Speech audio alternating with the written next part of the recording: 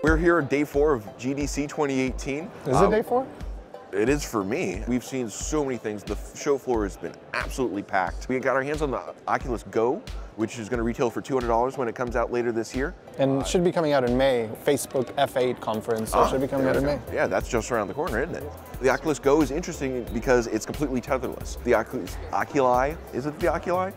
Whatever the plural of Oculus is, have generally had to be tethered to their computers, but the new Go is completely wireless. So unlike the Oculi that we've seen so far, this one is completely self-contained. It's got its own power source, it's got its own processing power. It's just, you put it on, you're ready to go. And for $200, right, there have been other headsets that are standalone headsets like this, but this is Oculus first. I think people who are into VR are going to be excited for this headset because, again, you know, Oculus is sort of the pioneer of the tech. Even the people that aren't really into VR right now, the price point of this and the accessibility of it is going to make it a lot more attractive to a lot more people. What did we see on the show floor? We saw the OptiTrack Active system, which takes room scale VR and makes it warehouse scale, lets you play your favorite VR games with up to 20 of your friends. So instead of having you tethered to your computer or making you wear it on your backpack, this system actually just uses a wireless transmitter to obviously wirelessly transmit your signal back to the computer on the sideline, which makes it lighter for you, it makes you more mobile, lets you and your friends play in a much wider space without having to worry about tripping over cords. Indie Mega Booth was an absolute blast. That was my favorite part, I think, the Indie Mega Booth, right? Because that's where we saw at least some of the cooler games that we played.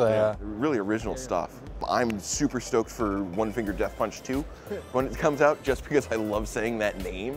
And also because it's a really fun game. We also got to look at Black Future 88, which is a super intense platformer in which you have 18 minutes to beat before your character's heart explodes, which is a great motivator for a lot of people.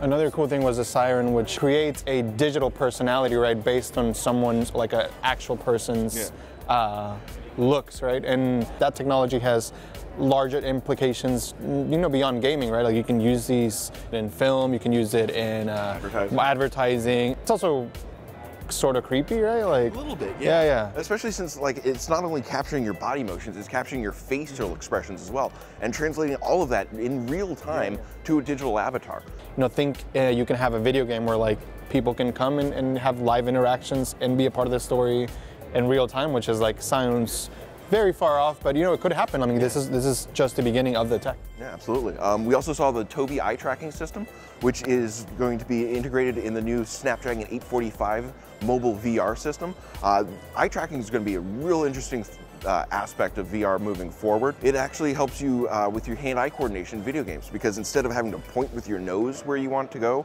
or the item you want to select, you can simply look at it, which is a lot more intuitive. It's what we do in real life. Yeah. So another thing that we got to check out here at GDC 2018 was the Xbox Showcase, where I got to play Apocalypse Cow.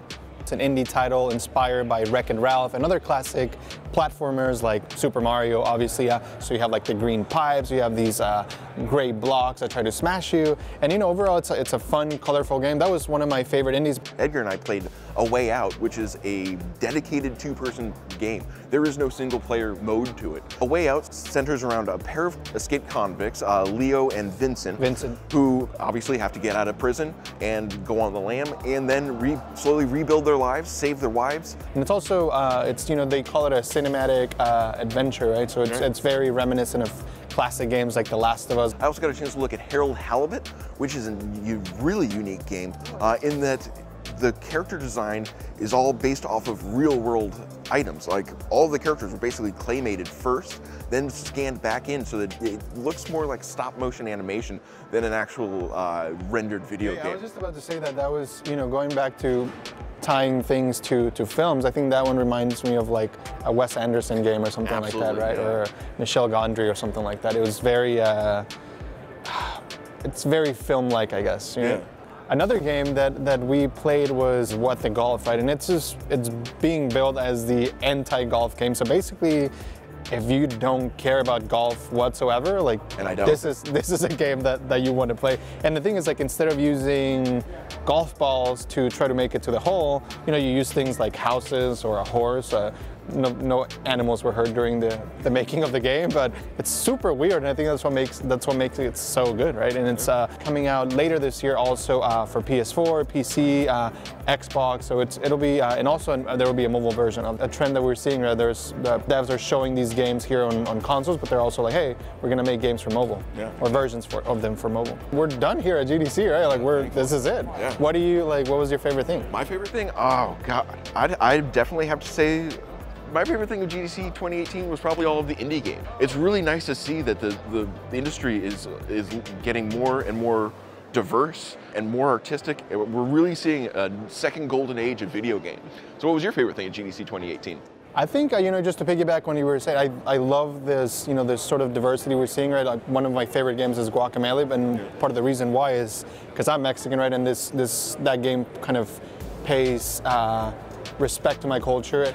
So hopefully these independent games get some sort of traction, and I think people will love when they play them, right? Yeah. So that does it for us from GDC 2018. Thank you so much for staying tuned to Engadget all this week. We can't wait to show you what happens next year at GDC 2019. Thanks, everybody.